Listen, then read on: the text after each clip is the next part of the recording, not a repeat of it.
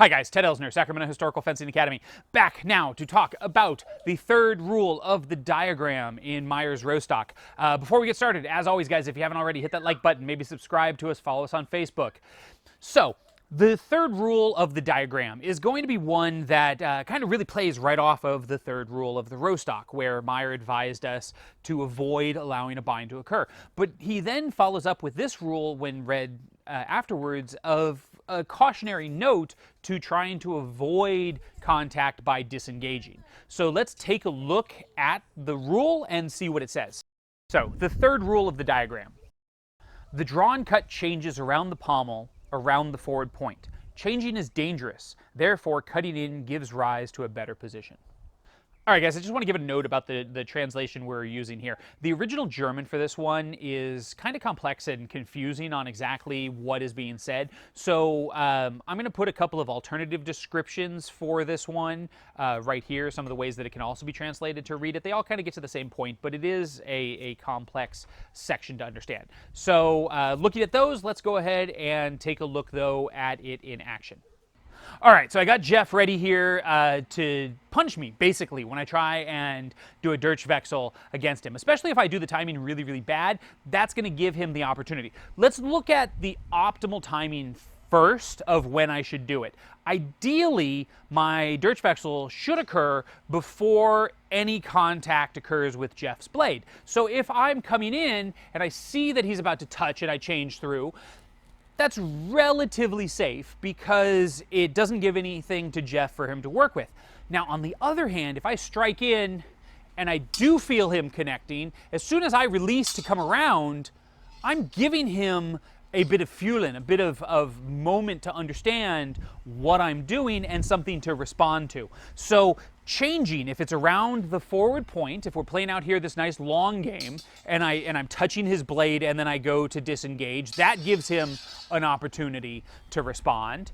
Or if I've cut in and bound on him when I go to disengage, I have to do a rather large action. Hopefully you could see how big my disengage had to be. And in the process, now I'm going to get stabbed in the face.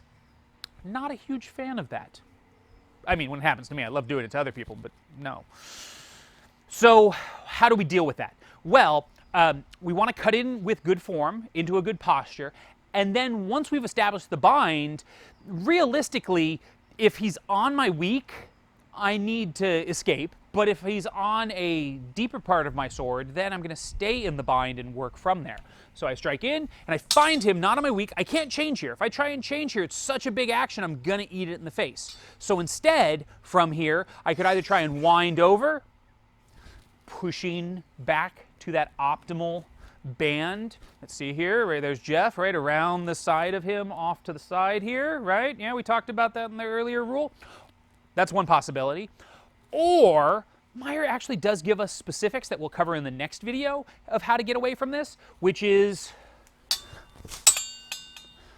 to do an Ablaufen. We'll talk about that in the next video when we look at the additional rule of the Rostock, where Meyer explicitly tells us what we should do if we fail in our binding situation. So hopefully that makes sense to you guys. Now let's just go ahead and look at this one more time just to be sure. Changing is dangerous. I want to gain that overbind. If I can't gain that overbind, and Jeff has with my initial cut, I can wind, or also, guys, run away. Get out of there. So hopefully that makes sense. Now, something I want to add on, guys. In a previous video, I talked about Bleiben and that moment of remaining and kind of the way that we enter into like an intersection, a roundabout, and make our choice as it occurs. It totally applies here as well. If I come into that bind and I'm not able to disengage before I touch, right? I can't Durchwechsel early enough and they end up bound. I need to do that moment of remaining, because if he starts to go away or is pressing, that's going to give different choices. If he's pressing hard, I might have that opportunity, a secondary opportunity to do my Durchwechsel, right?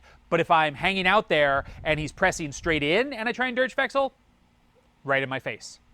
Anyway, guys, hopefully this video is going to help out. In our next one, we're going to look at Meyer's additional rule of the Rostock, where he specifically goes over a couple of different things that we can do if we have kind of failed and allowed the person to get on top of our sword. So we'll cover that in the next one. As always, if you have any questions, comments, concerns, criticisms, witty remarks, throw them down there in the comments, and I'll be happy to answer them for you, respond back, what have you. Otherwise, guys, hopefully this helps. Stay safe, and we'll see you next time.